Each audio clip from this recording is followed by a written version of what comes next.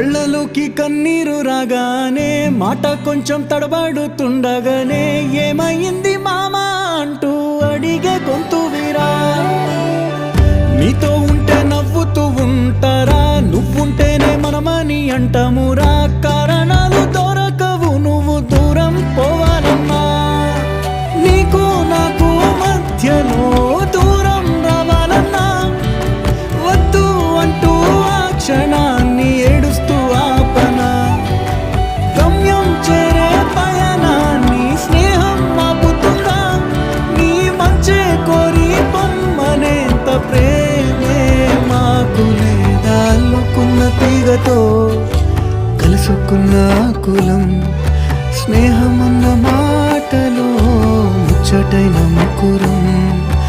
అందమైన జీవితం పంచుకున్న దోస్తులం.